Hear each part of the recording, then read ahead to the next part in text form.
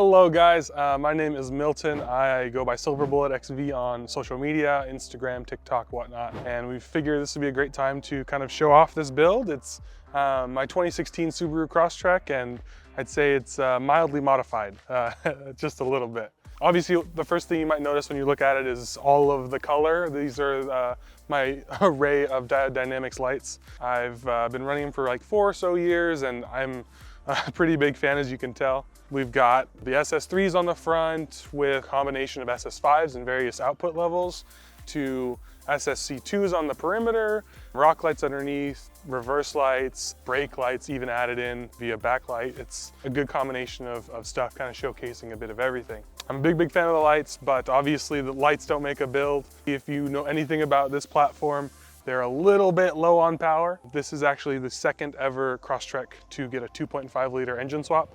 It went from a 2 liter naturally aspirated to a 2.5.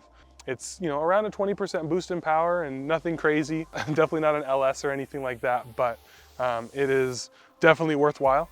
The car drove so much better afterwards. I felt like I could pass on the freeway just fine. 80 was, doable again. That was a really cool thing we did about a year ago.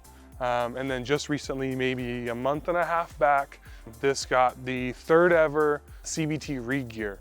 We went from a 3.7 to 4.11 final drive ratio. And with the larger tires, it's made a world of difference off-road, whether we're crawling up some, rocky banks, sandy, whatever.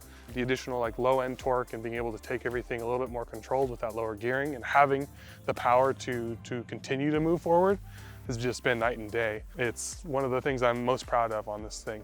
And all thanks to buddies before me paved the way recently. Along with powertrain, we have a rear locker in the rear from Torque Masters Industries. The traction control systems on these are wonderful, but having a true mechanical locker in the rear has been just amazing. Just putting that power down equally when I'm lifting a wheel. Subarus, we don't have a solid axle. We have independent front and rear suspension. So having that rear locker just has been super helpful. So in conjunction with the power upgrades and everything, this car, you just point it and you shoot it and it's gonna basically go where you want it. Outside of power, we've done the supporting suspension mods. We have Raceworks long travel suspension. We're looking at, give or take 12 inches of wheel travel, which for a unibody Subaru is pretty good. It handles jumps well. It likes to go 80 miles an hour down a dirt road, and it'll crawl up, just about whatever I ask it to. Within reason. Obviously, I'm not going to any rock gardens or anything. I'm not hanging with the Rubicons on 40s, but she does what I need it to do. We've got F44 front and rear bumpers,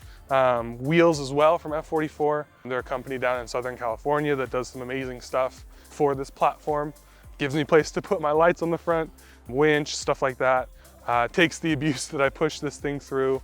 Without it, I would have definitely lost my radiator a few times. I've also got Anderson Design Fabrication skid plates and transmission oil pan. Got to keep everything, as safe as I can underneath with my limited clearance. And while it is limited, I still have about 12 inches of minimum ground clearance. So, about the same as a Rubicon or even more than your average Tacoma. So I'm definitely pretty proud of that one. I've got my Princer roof rack up on the top. It's got all of my lights and chase bar and antennas, and when I'm carrying stuff, whether it's a tent on the roof or lumber or stuff like that, this thing's definitely been super helpful. We've also got a big brake kit in the front. These are 2006 to 2007 WRX fixed calipers and rotors. Along with the increase in power, you got to increase your braking power. So that's been super helpful. It's mixed with a 2016 Subaru WRX brake master cylinder for that extra pump there as well.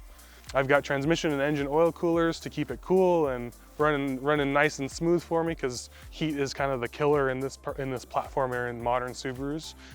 So keeping the engine as cool as I can with the coolers and my Spike Performance hood lures has been super key to keeping this rig happy running around. That's kind of, the majority of what makes this thing special.